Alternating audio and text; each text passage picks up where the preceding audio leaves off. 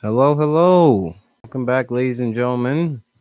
My name is Aaron Bailey, and this is Name of the Game, your daily talk show about video games, mass media, and all that good internet stuff. And I'm getting started a little late this week. Rain's kicking my butt, definitely making it a bit difficult.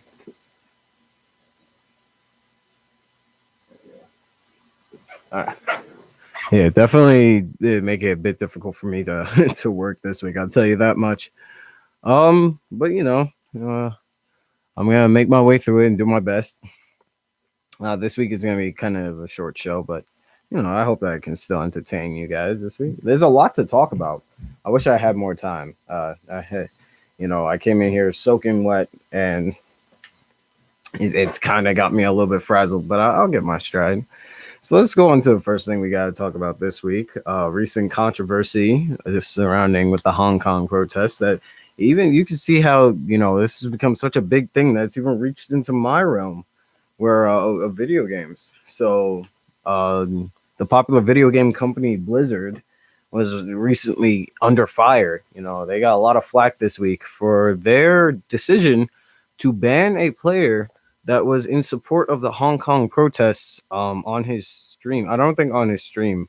If I remember correctly, he tweeted out support for the Hong Kong protests. And in Blizzard's attempt to appease the Chinese government and everything so they could keep their market in China, they banned him. They took away his prize money, which I believe they give him back by now because this happened a little while ago, not too long ago. I think like last week, but they've given him back his money from whatever tournament prize money he lost recently.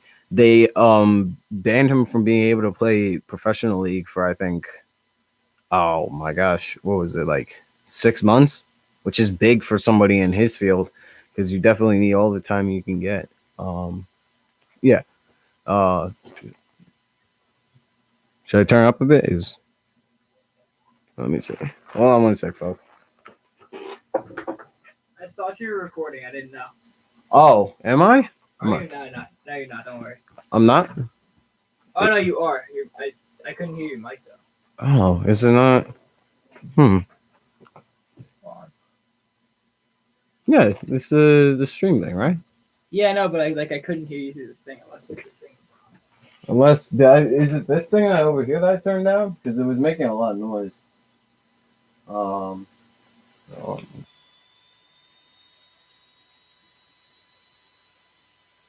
All right, how's that?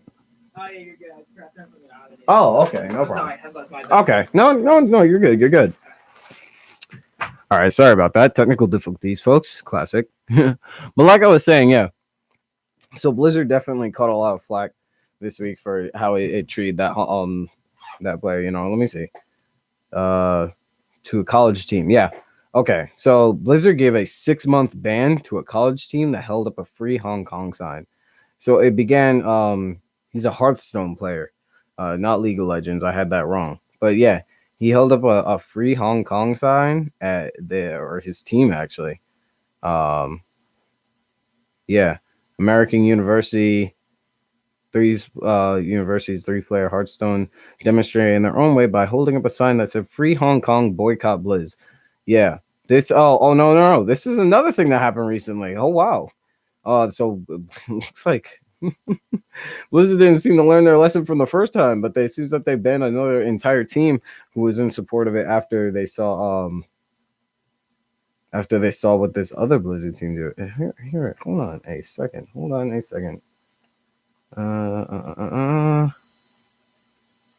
know I can find it. No.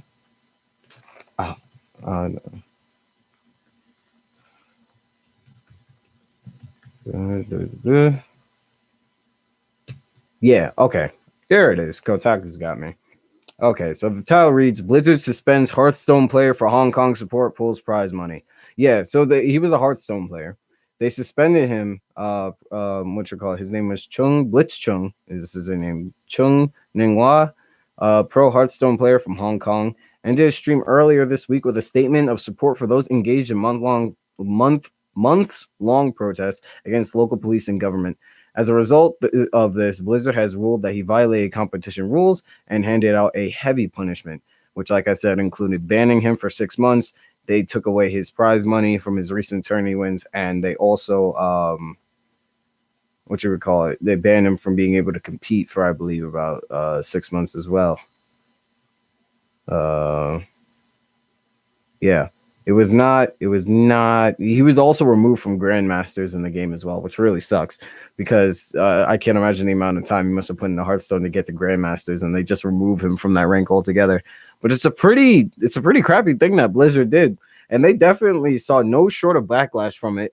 People definitely calling them out on Twitter and all manners of social media, saying how they were kowtowing to the Chinese government in an effort to keep their interest in China, which is obviously a pretty cruddy thing for them to do. I don't agree with it at all. Personally, I'm also with the boycott Blizzard thing that's going on right now. I don't really play any of their games. Now I think about it, I never really touch Overwatch or anything like that. But it definitely, it strikes a chord with me when you see players who want to be in support of things outside of their own video game realm, and they just get shut down by the larger companies for having a voice, and that's essentially like punished for free speech, and that's never a good thing.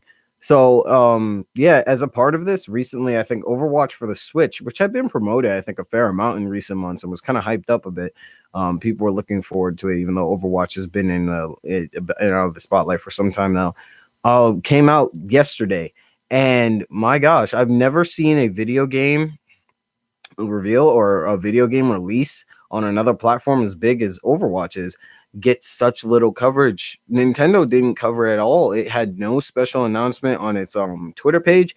It had no what you would call a notification for it on anywhere. They even had a special event planned in NYC at the Nintendo Live event down at NYC. They were gonna have one, and it was canceled amidst all the backlash that Blizzard had received. And honestly, I think this is well deserved for Blizzard. It's definitely fitting that they get this kind of treatment for what they've done. Essentially, is try to put their own interests above those of their players, and they definitely are receiving the appropriate backlash for that. I'm sorry, there's a little bit of noise outside. I was getting frazzled there, but anyways, yeah, for an event to be canceled, for them to receive no promotion for the game, for Overwatch on the Switch, it really sucks. And the biggest thing out of this is that Nintendo, for I think the first time ever, is offering digital refunds to anybody who pre-ordered Overwatch on the Switch. They're saying that if you want to refund it, you can. They totally understand if you're trying to boycott Blizzard amongst this and everything. And I've never seen a company actually, go so hard in support against a developer in this case, whether if you want to get your money back from this pre-order for the game, go right ahead. And there's plenty of people who are very happy about Nintendo taking a stance on this. So it's very nice to see that, big companies aren't taking this lightly as a thing that's like, oh, well, developers, they do what they want and we'll support them no matter what. No, Nintendo said, you want to try and pull that kind of crap on our platform, you're going to pay the cost, your own game that you were hype up, even though Overwatch has kind of been in the limelight for a while now. I imagine that even though Blizzard makes a decent amount of money off it still, and they probably would have made a huge amount of money off all people who made pre-orders for Overwatch for the Switch. They definitely, it still hurts them in a way, to lose out on that entire audience.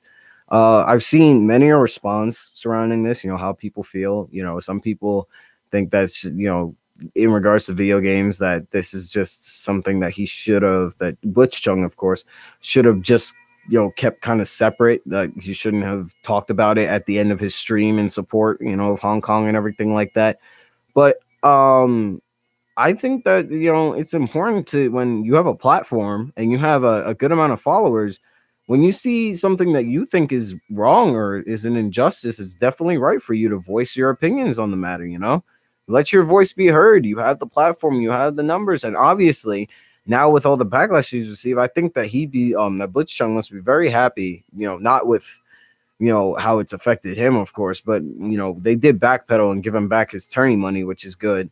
But with the fact that his message is out there now, they see that he's in support of the Hong Kong protests against the Chinese government, which is good because a lot of companies recently have been kowtowing to the Chinese government in terms of trying not to get on their bad side with people who use their products or utilize their services being in support of Hong Kong protests. You saw this most recently with the NBA this week with the Houston Rockets chair, making that tweet, and then there was a whole big controversy around it about how China was pulling down Houston Rockets posters, pulling down support from all the different players and stuff like that, not being able to advertise or air the preseason in there. It's a big deal. It really does affect us in various ways, despite them being across the ocean. And when you have a platform, you definitely got to utilize it if you think it's wrong. So Blizzard's paying the price for their actions, and more power to them in that case. More power to people boycotting them and things like that, which I think is good. But that's the news for that. I happen to think that Blizzard, that the boycott Blizzard thing, this is definitely good because you can't be a massive company with such a large following of people and just think that it's okay to utilize your players as just another number for your market to keep your profit margins up and things like that. They're in the limelight. You can't do something like this and not expect backlash. They should have known from the moment that they made a mistake.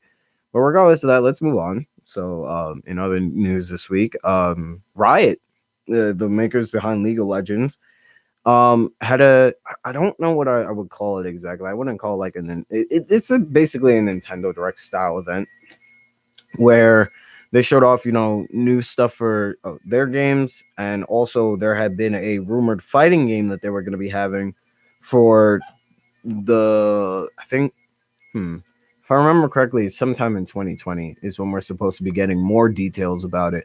But we got to see a little snippet of it in some clips that have definitely been floating around the internet now. Um, and it looks good, I'm actually a little bit excited for this. I never played League of Legends myself. It's a league-based fighting game. The characters that are going to be in the fighting game are from League of Legends. I saw Irie. I don't know anybody else except Irie. Uh, but yeah, in terms of I'm a fighting game aficionado, so I'm definitely looking forward to it. Considering that the creators of, or no, some of the people behind Riot are also the creators of GGPO rollback netcode, which is, in my opinion, definitely the way to go when it comes to having an online experience in a fighting game and trying to be able to play online and things like that, because it allows for the best connection, it allows for the most smooth frame rate and things like that, and it's just overall better than any other type of netcode that they try to implement when it comes to making fighting games and that kind of thing. So definitely looking forward to see what Riot has in store for this game in terms of its online potential and in terms of just its potential in general. There haven't been a lot of announcements for new fighting games recently. Of course, we just got no, that's not true. We just got the new Guilty Gear announced not too long ago, and there's also that Grand Blue Fantasy fighting Fantasy Versus fighting game that's also coming out based off of the mobile game. So I can't even say that with a straight face. And we got King of Fighters 15 will also be a thing soon. Marvel, Capcom is probably working on something in the background as well that they've yet to show off yet. That'll probably be shown in at the Tokyo Game Show. I mean, not the Tokyo Game Show. In December, probably come out with a trailer, or at the top of the year. The PS5 recently got announced as being a thing. It's there. We haven't seen it yet, but we know it's there, and we know what's going to have. It's going to have backwards compatibility. It's going to be a lot more powerful than the PS4. It's also going to be able to do all the. It has it's essentially the next big console. But it's also, this means that at the start of a new console generation, you always have the flagship titles that carry the game when it's coming out. You have your shooter, you have your your shooting game, your FPS, your Call of Duties, your what's the word I'm looking for? Yeah, essentially your Call of Duty, your Battlefield games, everything like that. You have your first person RPG, like Uncharted, or what you call it, near no, not near, Uncharted, Tomb Raider, the likes like that. You have that open world aspect. I think you have one probably RPG, one big RPG on there, something like Nier Automata, or with I think Nintendo the Switch it was Breath of the Wild, something like that. And you have your platformer. That's more a Nintendo thing, but for them it was Mario Odyssey and things like that. And games similar to that. So, and then you have your fighting game, which for the previous fighting console generation, I think it was when the PS4 came out. I think it was Street Fighter Five, and also Marvel vs. Capcom Infinite. I want to say no, Mortal Kombat X. Yeah, those were the two games that came out around that time, and Injustice 2. So definitely in regards to the next console generation, we're going to be seeing a lot of new games, and that includes the next new fighting game. And I think that this Riot League of Legends fighting game is going to be a part of that. And there also might be a little bit something in store in the background. Like I said, Capcom might be working on a Street Fighter 6, or maybe they're working on a new Marvel vs. Capcom, you know trying to fix their past sins with Marvel vs. Capcom Infinite. Maybe actually spice it up. Maybe even a Capcom All Stars game where it's just the Capcom characters, no Marvel this time, just their old Capcom characters and properties that they could actually put together in a fighting game and utilize, kind of like how Smash Brothers brought back a lot of older characters into the limelight, that kind of thing. I want that. That's essentially what I'm saying I want. So, yeah, the League of Legends fighting game, back to that. They only showed little snippets of it. Hopefully, in my opinion, I hope they don't show too much, because MVCI was prone to a lot of scrutiny when it first came out, because they showed it almost every aspect of the game leading up to its launch. And the fact that the game didn't look so good from the get-go, and all the cutscenes, everything around it were so rough because they were, they weren't actually in game, they were pre-rendered and stuff like that. It definitely killed that game upon release, because without all the necessary tools, or without all the mystery that was behind the game itself, by them showing off everything, it made it super easy for people to just tear it apart at the seams. Multiple articles came out talking about how bad the game was looking, or how its development cycle was going, and how it wasn't looking too good. And it made it very easy for people when it came out to just be like, I don't want to buy that. So I hope that Riot takes it slow. They don't reveal too much. Revealing characters is fine, but don't show too much of the gameplay. Don't show too much of the story and things like that. Or if there is a story, or single player mode, just let the game come out and let people find out, the mystery behind it once they get their hands on it. I know it's not a common thing that happens in a lot of games today, where you don't talk about a game for months and months on end just to leave people in suspense. There are games that do that, but most of the time that's because they're caught in a kind of development hell cycle, where the development cycle isn't going too well, and they keep having to delay and delay and delay the release of the game, or they don't talk about the release date for a really long time. I'm looking at you, Kingdom Hearts 3. Um, so there's definitely examples of that, but in fighting games cases, except for I think Dragon Ball Fighters was a game that didn't get a lot of talk for a very, very, very long time. From the time its first trailer was shown off to when it released, we knew borderline nothing until it was getting really close to its release. We knew there was betas that came out, and there was character trailers and stuff that came out, but other than that, we knew nothing about the game or the original story or anything. And I think that helped with the excitement, but it also made it kind of more bittersweet when I actually played the game for a while, and then I figured I didn't like it, because if I had known a bit beforehand, I might change my mind. But honestly, I don't regret my decision with that game. Regardless, though, I'm looking forward to it. I want to see what they have to offer. This is Riot's first actual fighting game, first outing in the FGC. So the reception that they're probably going to look very closely to see what kind of reception it receives. Now, one of the worries, this is kind of like a funny thing, but one of the worries my friends had and I have when it comes to the game is just overall balance, and the kind of community that it'll bring with it, considering that's a league-based fighting game. The League of Legends community is very well known for being particularly toxic. Like, when you think of what is a toxic fan base for a video game or for anything in general, bet you 9 times out of 10 that people are going to say League of Legends, because that game is super addictive, but it's also people get very mad playing it. And one of the things that fighting games is all about is that when you lose, you have nobody else to blame but yourself. But when you lose in League of Legends, everybody always blames their teammates, or it'd be like, man, that guy sucked. He wasn't good. He wasn't in his lane, everything. He was farming, that kind of thing. So I definitely want to see what's going to be like when players from League of Legends try to come over to fighting games and, they're getting salty and they're johnning and they're like getting upset and like, there's nobody else to blame, man. You just lost because you weren't good enough. You got to get better. So it's definitely going to be an interesting thing to see. It also is going to be interesting to see what kind of effect it has on the overall growth of the fighting game community, considering that we're going to have a whole new branch of people being brought over that aren't necessarily casuals when it comes to games. A lot of things that people were worried about when Dragon Ball Fighters came out was the amount of casuals that would come in flowing because they just like Dragon Ball, which I was one of them, but I already play fighting games, so I was really familiar with how things work, so it wasn't anything for me.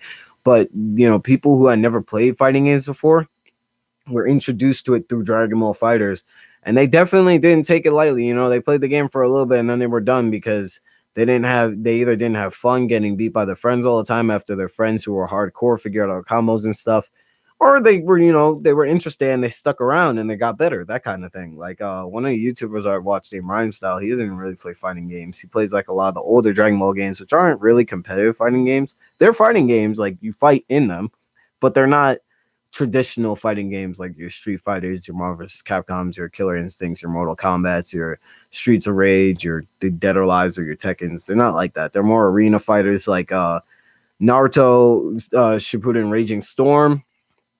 Oh, probably what other kind of beat 'em up games can I think of? Any of the oh man, like Guardians of Hot no. I'm saying that wrong. Like Fire Emblem Warriors or Hyrule Warriors. They're games akin to that. But Budokai Tenkaichi, that series and the Budokai series are beasts of their own in terms of gameplay. They're very fun. I like them a lot, but they're not fighting games. They're more casual fighting experiences. But anyways, yeah, it's gonna be interesting to see how the growth will be affected. Like, will the fighting game community grow? Will it get a lot of support?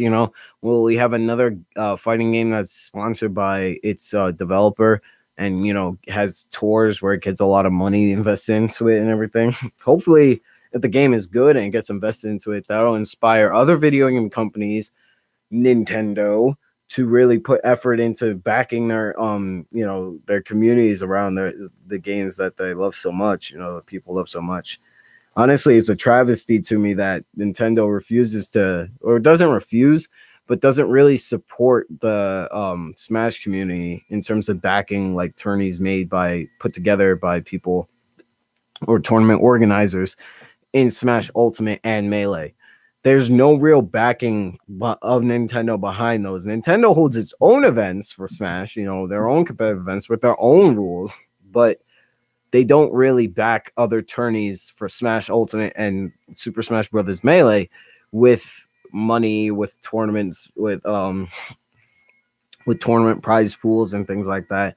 They're kind of just, yeah, you guys do whatever you want. We're not going to really get on your case, but we're also not going to support you. And it really sucks because I think that if they did, Smash Brothers could be such like more people could really pour their time into it and say that it's worth it because they know that they're also going to be able to make a bit of a living off of it instead of, you win a tourney and your payout's $5,000 as opposed to games like Brawlhalla, which are Smash Bros. Inspired that have huge $100,000 prize pools, or other games that also have the same amount of money poured into them, but also get backed by their AAA developers and have huge circuits and, sell stadiums of people. Like my friend was talking to me about how, what was the game he plays? Oh my gosh.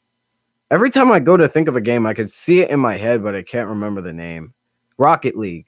Rocket League is a game that gets so much tournament support by its developer and has 100,000, like hundreds of thousands of dollars being pushed into its tourney pot prizes and things like that, and also backing its players through sponsorships and things like that.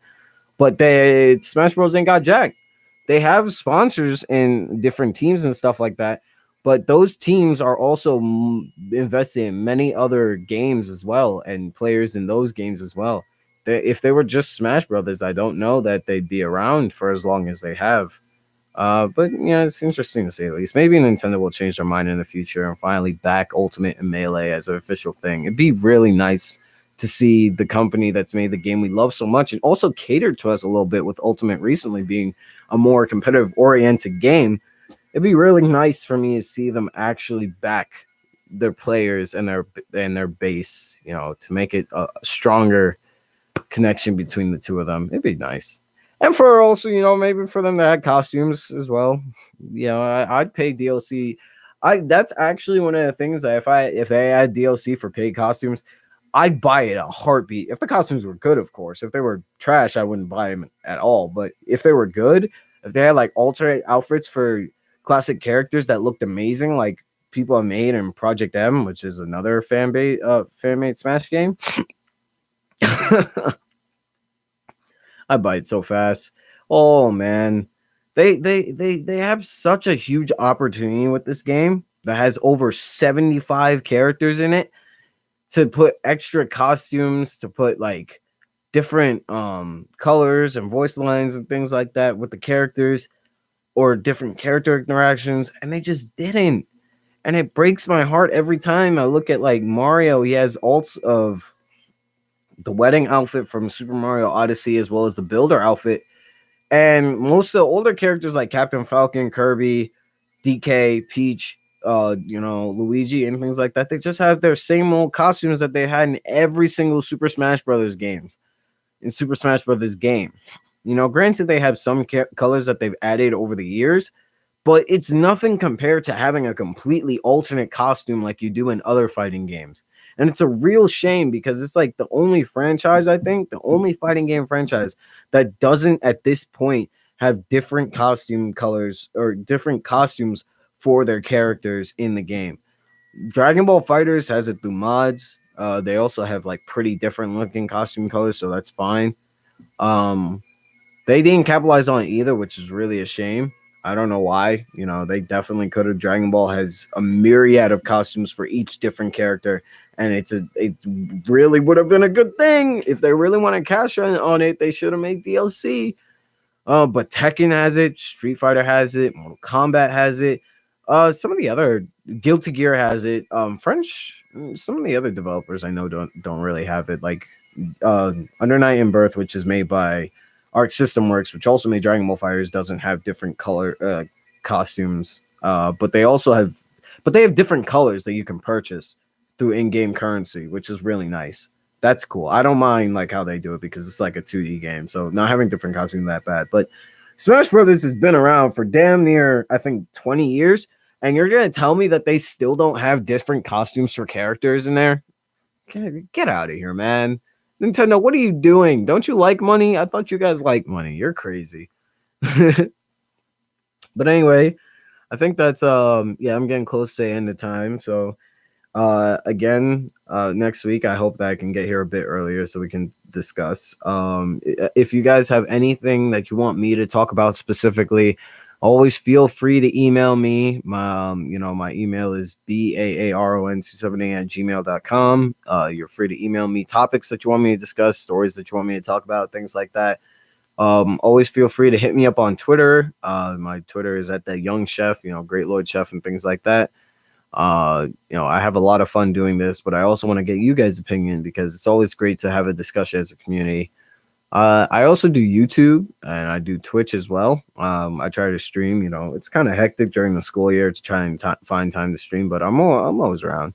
If you're here at Iona, I tend to hang around. You might catch me playing Smash Brothers and things like that. So always find a way. You can find me. It's not too hard. That's not an open invite for anybody to come and try and find me. I'm just saying, you can find me. If you want to play some video games together, I'm always down. I think that's really all I have. Next week, I think I'm going to be talking about some more of my favorite games. Any video game news that happens in the week, I'll definitely be talking about it. I'm hoping to start writing more articles for, I think, the newspaper for the school about esports and things like that. There's definitely things I want to write about, like the money that goes into it, how they want to improve, themselves since they're not getting backed by Nintendo, how they can get support from themselves in growing their own community and growing their own prize pools that they have for tourneys. I definitely want to write about that because it's a very interesting topic, and it's really great for me to see it unfold all in real time on Twitter. Twitter is a very detached experience. You're not really interacting with people per se, but to see, these kind of things unfold and to be like, I'm a part of this in a way in my response or my ideas, or to think about it and see players talk about it for real, it's nice. I like it a bunch. Yeah, that's gonna be all for me. Hopefully soon I want to have my own intro, like a little voice clip intro thing. I'm trying to think of something I could put down for that, but I can't seem to come up with good words that go with name of the game as an intro. The only thing I could think of every time it goes to my head is how I have that is the Family Feud intro song, and I don't want to do that because that sounds kind of goofy. But it sounds name of the game sounds like a what you call it, a game show in a name, welcome to name of the game, that kind of thing. But that's, I chose it because name of the game sounds like, it's the name of the game. We're talking about video games, we're talking about media. Hopefully I can start talking about movies actually too, because there's some movies I really want to discuss. Definitely with recent movies that have come out that I really enjoy watching. But yeah, that's gonna be all from me. Thank you for listening. I'm still pretty damp from the rain outside, but I hope to see you guys. I'll be back here next week again, same time, same place. This is Aaron Bailey signing off. That's just the name of the game.